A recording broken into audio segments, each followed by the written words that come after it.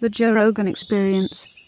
And there's also probably some concern about other countries getting ahead of us. So you have to do what you have to do if your job is to protect the American people and to keep the military strong. Yes. You just have to operate with that premise that there's a bunch of other people out there that are doing the same thing for their country and trying to take down the United States, and we got to stay ahead of the curve and make human-eating robots that can shoot missiles. Absolutely. I mean, when I was reporting the Pentagon's Brain, which is about DARPA, and I was sitting there with scientists who were working on limb regeneration, right? Whoa. Right? Or Really? working, yeah. What are they doing? Oh my God, they have these little salamanders. I mean, they're showing that salamanders can regenerate their limbs.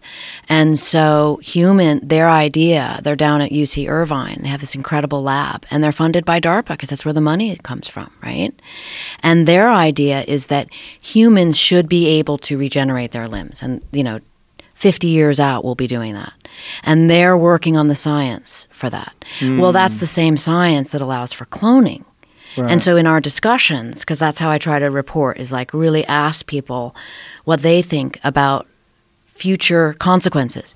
And they said to me your exact question, which is, well, Annie, what if one day we wake up and we find out that China has cloned the first human, or a dark horse like Saudi Arabia? The American people are going to freak out and go, where the hell was DARPA? Why aren't we ahead of the curve? So it's that there's a chicken and the egg problem with that, of like, well, we have to stay ahead. We're on top. We want to be on top. It's kind of terrifying. I mean, everything I write about is terrifying. Right? How do you sleep? Do you sleep well? Do you have to take Ambien? I'm more worried no, God no. I'm more worried about coming on your show and being asked tough questions than I am about, no, I'm teasing you, but than I am about, this stuff is informative, It's informative and it's a longer conversation. It's why I think what you do with your podcast is awesome, because people can really get into the thinking about things, right? They can move away from their own preconceptions, their own biases they're bringing into it. And they're stopping for a minute and they're going, what do I really think about that? And to really think about something, you need information. Yeah. And information can be boring unless it's interestingly presented through conversation, through, uncomfortable conversation. Well, right? Also uncompromised conversation where you don't have a certain time period that you have to smush something into, like a 4-minute segment on CNN or something. That's impossible. Well, it's so difficult. I see people have these conversations about books or something that are trying to, a complex, very nuanced subject that they're trying to discuss, and and there's another person on the other side that's like, that's not true, and they're shouting over each other. I'm like, boy, just the pressure. People have to understand that. People do understand, but you have to reiterate it, and it has to be kind of drilled into your head. When you're pressuring someone and you're yelling back and forth, you're not even going to get a good version of whatever this person's argument is. Like, you should have the best version. I want, if I'm going to have a disagreement with someone, I want the best version of their point, and I want them to get it out with no pressure. I want to help them get it out. I'd like to reiterate it with them. I'd like to give them plenty of time. I want to know how you think. I want to know what you're thinking about. I would love to talk to these guys. I would love to, but the thing is, they can't tell you a lot of this. For national security reasons, there's a lot of reasons. Right. I'm sure if they want to keep their job and stay alive, they have to shut the fuck up. They can't just talk about what they do and how they do it, and decisions that maybe they made that were uncomfortable, where they killed somebody they didn't think maybe needed to die. Yeah. But that's the reporter's job, or at least my job. So in other words, so I go to visit Billy Waugh at his home, and I heard stories about he's this legendary operator, right? And he's also what's called a singleton, so he works alone. And when I was That's what they call them, a singleton? A singleton, right? Oh. Which is like he's got one guy giving him orders. Whoa. Right? And he's out there lonely? Oh, my God. Billy Waugh is, right?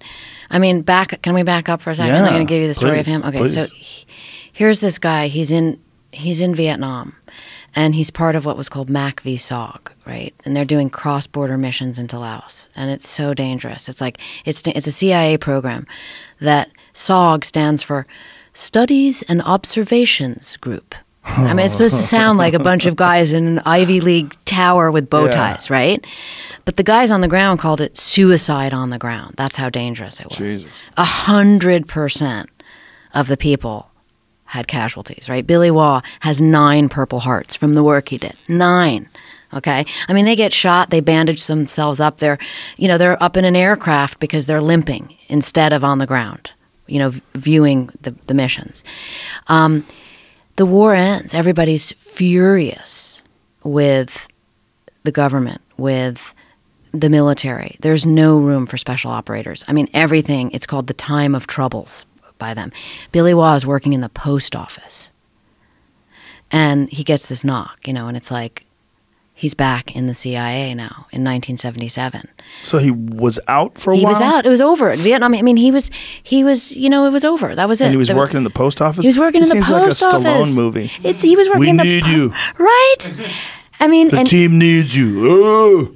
I mean, but he said the most incredible thing to me because he said, and he doesn't ever talk about fear. And he said, there was only one time in my whole life I've ever been afraid. And that was in the post office. Whoa. Because he was getting back into it. Probably he'd recycled his mind and put himself in a place. I'm just a civilian now. And he said, I'm going to wind up being one of those old guys drinking beer at the end of the bar talking about the war. Oof. Right? And instead, he gets called up by the CIA and they send him to Libya in 1977. And his cover is that he's training Gaddafi's paramilitary guys in paramilitary tactics. I mean, that's the beginning of his career. And it goes on all the way until we were in Cuba, I think was actually some kind of a mission. Because it was like, what are we doing here in Cuba, doing infiltration and exfiltration techniques, allegedly with Che Guevara's son. But in any event, when I went to visit Billy Waugh the first time, he's got this, he's got certificates and awards and medals all over the walls of his home. But there's one framed item that I'm looking at, and it's a knife. And there's a seal from the CIA, and it says, "In appreciation to the assassin." And I said, Billy, tell me about that. And he said, I can't talk about that. So I, stayed with him for 2 years. I mean, we conversed, we traveled, I interviewed him, hundreds of hours. And I kept asking him about that award. And he kept saying, I can't talk about that. But as I write in the book, he couldn't talk about it, but others did. So that's how a reporter works. You get introduced to enough of his friends, enough of the others who are involved. You make sure they're a legitimate source, and you begin to find out what he can't talk about. And that's what I report in the book. And that is very explosive because President Bush, right after 9/11, created what was called a stalker team. And ironically, people have this idea that we've been, sending a team of assassins around the world in NATO partner countries. And that, what I learned, had never happened until right after 11 with the stalker team. 12 men and actually 1 or 2 women, the femme fatale, and they would go after bad guys. And they adopted the term from the Reagan era, so it was called preemptive neutralization. Who are the women? There's always one woman on the team. That's what I was told by the guy who is in charge of the stalker team. And why is that? Well, I mean, he gave me this great example. I don't report it in the book, but I'll tell you, right? He said, so women have a different presentation. Mm-hmm. And this, he told me a story of a woman sitting on a bench, embracing a man, right?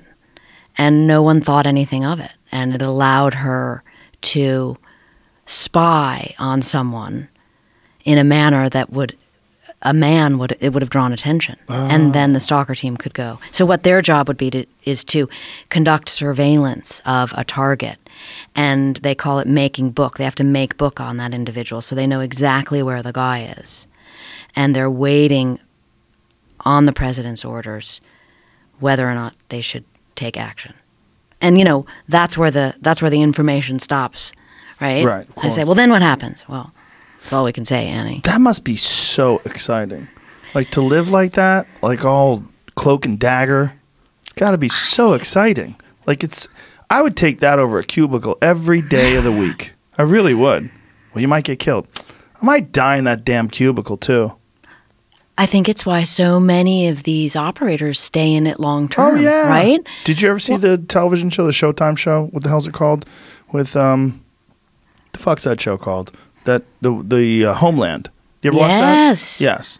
Well, that's like the whole premise. Like she's completely addicted to being in that world. Adrenaline. I mean, that's what that is. Imagine jumping out of an aircraft, landing in, behind enemy lines, and then your work begins. And then you have to get out. That's why surprise, kill, vanish. I mean, you got to surprise your way in, kill them, and then get out. And if you do a good job, they frame your knife and give you a plaque. Right. Jamie, I'm going to get you a knife. It's in appreciation of the assassin. You're a killer. It's just such a crazy way to live your life. But, I'll take that over a boring life. I would take that over a boring life every day of the week.